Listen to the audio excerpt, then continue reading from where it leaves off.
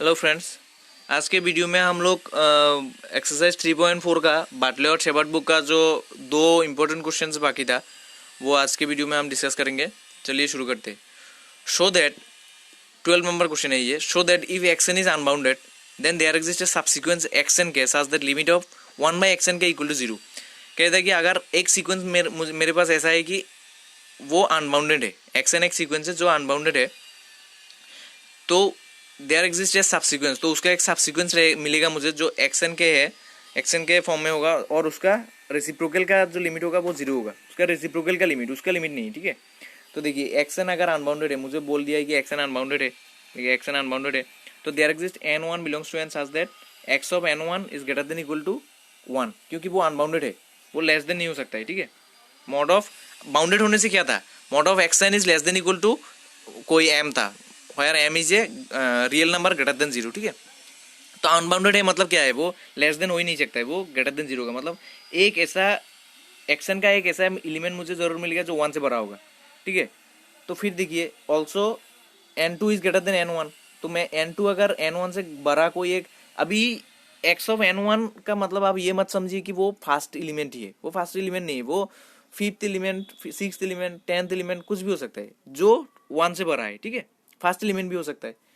अभी मैं मान लिया कि उससे बड़ा एक मतलब n2 एक लिया जो n1 से बड़ा है, ठीक है।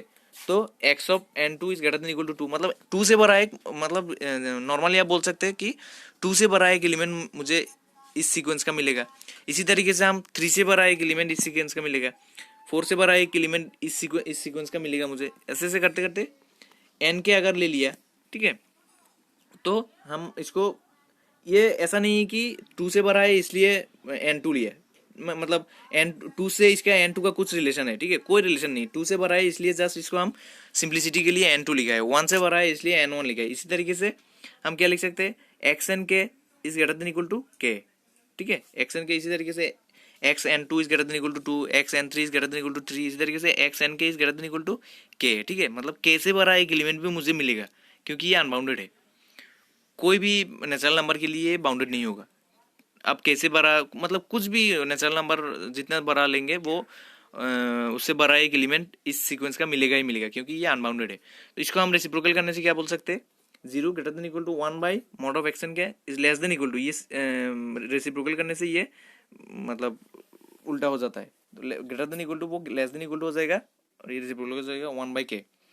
मतलब क्या हुआ, अभी देखिए के टेंस टू इन्फिनिटी, मतलब के को अगर मैं इन्फिनिटी तक लेके गया तो 1/k का लिमिट क्या होता है, 0 होता है। तो इस सेट में भी 0 है, इस सेट में भी 0 है। तो सैंडविच थ्योरम हमने एक प्रूव किया था, उसमें क्या कहता है कि कोई भी लिमिट का दोनों साइड में, मतलब इस तरीके से अगर है, मतलब कोई भी xn less than equal to yn less than equal to zn ऐसे करके था, जिसमें xn और zn का लिमिट अगर सेम है तो इसमें 0 का लिमिट तो 0 ही है और 1/k का लिमिट भी 0 ही है। वो अगर सेम हुआ तो बीच वाला का भी लिमिट सेम ही होता है। मतलब क्या हुआ, limit of k tends to infinity 1/xn k is equal to 0, तो उसका लिमिट क्या होगा, 0 होगा, ठीक है। ये बहुत ही इंपॉर्टेंट क्वेश्चन था। फिर 14 नंबर क्वेश्चन क्या कहता है, let x n be a bounded sequence and let s equal to supremum of x n n belongs to n, show that if s not belongs to s x n n belongs to n then there is a subsequence of x n that converges to x, ठीक है। अभी कहता है कि x n is a bounded sequence and let s equal to supremum of x n n belongs to n. S एक ऐसा number है जो सुप्रीमम ऑफ एक्सन है, सीक्वेंस का जितने भी एलिमेंट है सबसे, मतलब सबका सुप्रीमम है s. So that if s not belongs to s n, ठीक है, सुप्रीमम कोई भी सेट का सुप्रीमम उस सेट में हमेशा रहना पड़ेगा, ऐसा कोई जरूरी नहीं है, ठीक है। हम पहले ही बोला था, ये पहले जो जब सुप्रीमम और इन्फिमम का बात बोल रहे थे। अभी देखिए इफ एस अगर कहा कि एस अगर उस सेट में नहीं है, मतलब x n such that n belongs to n, ये सेट में अगर एस बिलोंग नहीं करता है then there is a subsequence of x n, तो एक्स एन का एक सबसीक्वेंस मुझे मिलेगा दैट कन्वर्जेस टू एक्स, जो एक्स पे कन्वर्स करेगा। तो मुझे एक सबसीक्वेंस ऐसा एक्स एन का मिलेगा जो एक्स पे कन्वर्स करेगा, ठीक है। चलिए प्रूफ देखते हैं इसका।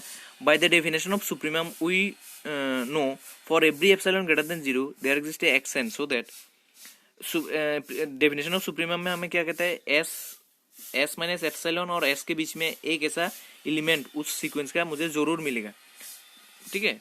मतलब एस माइनस एस तो सुप्रीमम है, एस और एस माइनस एप्सिलॉन के बीच में उस सीक्वेंस का एक एलिमेंट मुझे मिलेगा ही मिलेगा, ठीक है। फिर नाउ लेट एप्सिलॉन, एप्सिलॉन तो कोई भी एप्सिलॉन के लिए, for every epsilon greater than 0। अभी एप्सिलॉन को मतलब क्या है, एप्सिलॉन को हम अपने मन से ले सकते हैं, ठीक है। तो एप्सिलॉन को हम क्या लिख सकते हैं, एप्सिलॉन इक्वल टू अगर 1 लिया तो there exist x n 1, epsilon अगर 1 लिया तो एक एलिमेंट मुझे मिलेगा, ठीक है। भी ये 1 और ये n1 के बीच में कोई रिलेशन नहीं है, लेकिन सिर्फ एप्सिलॉन इक्वल टू 1 लिया इसलिए मैं n1 लिया, ठीक है। ऐसा कोई बाकी कुछ रिलेशन नहीं है इसके साथ। तो देखिए अभी एक्स एप्सिलॉन इक्वल टू अगर मैं 1 लिया तो एक्स एन का एक एलिमेंट तो मुझे मिलेगा ही मिलेगा, वो एलिमेंट को मैं मान लिया एक्स एन 1, ठीक है। Such that s minus 1 is less than x n 1, epsilon की जगह पे 1 है तो x minus 1 is less than x n 1 less than S.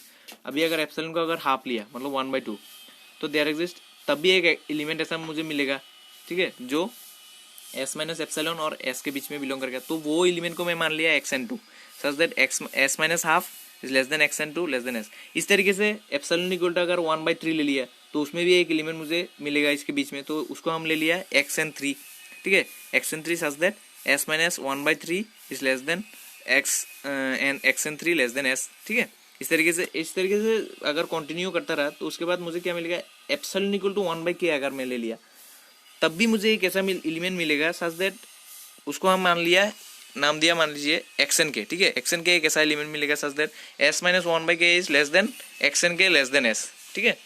Now as k tends to infinity तो एस माइनस 1/k का limit क्या होगा, k अगर इन्फिनिटी पे जा रहा है तो इसका लिमिट क्या होगा, एस होगा, और इसका लिमिट तो ऐसी है क्योंकि ये कांस्टेंट है, सुप्रीमम हमेशा एक ही होता है और वो यूनिक होता है, कांस्टेंट भी होता है इसलिए, ठीक है।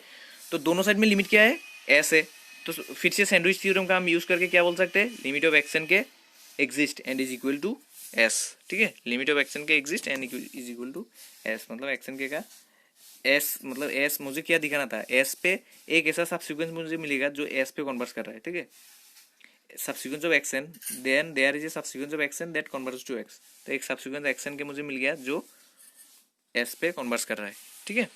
सॉरी ये एक्स नहीं है, एस है, ये जो एक्स है वो एक्स नहीं है, एस, ये जो एस है सुप्रीमम पे कन्वर्स कर रहा है, एक ऐसा सबसीक्वेंस मुझे मिलेगा जो सुप्रीमम पे कन्वर्स कर रहा है, ठीक है। चलिए आज के लिए इतना ही, थैंक यू।